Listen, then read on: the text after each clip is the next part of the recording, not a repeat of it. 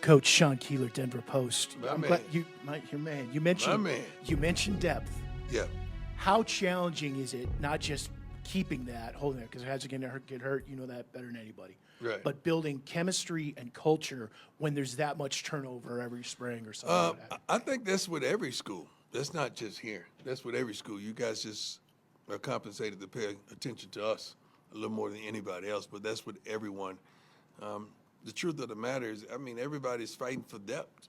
That's what you're fighting for, those guys. You're fighting to really get those ones that are pro-minded and they have that capability of going to the league and producing here. But then you want those guys right behind that's waiting their turn, that cannot wait. And you don't want that guy to be a 3. You want that guy to be a kind of a 1.5 and not truly a 2, that they have competition. Right now, the changes you see in the portal are a lot of 2s, man.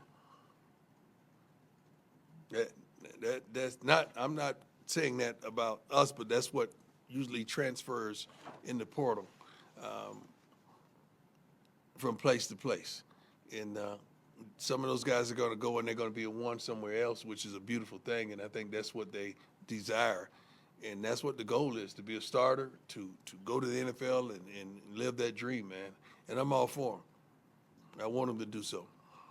Hey, Coach. Jack Harlow with Buffalo's Wire.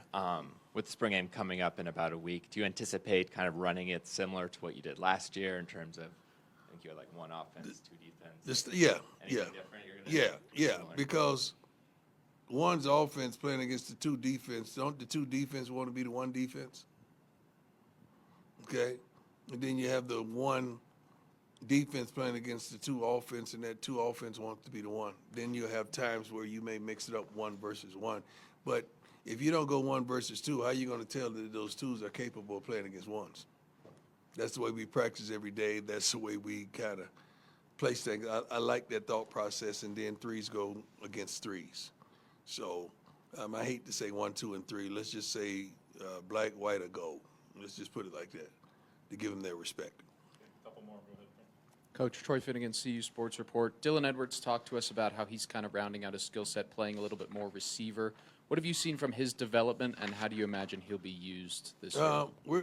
Dylan is a tremendous asset. We're going to try to get the ball to Dylan in all forms of facets. We got some pretty good receivers.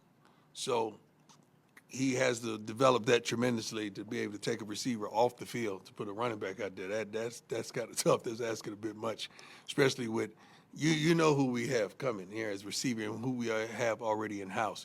But Dylan, man, I mean, just splitting him out at times and seeing him in front of a linebacker out wide is a scary thought. And Pat is going to do a great job, man, of getting him the ball where he needs to get the ball on the go. He's developing, running the ball inside as well. As you know, he can get outside and he change the speeds, change the pace, and his burst. And his mental and physical toughness is above par. We're proud of him. We really are.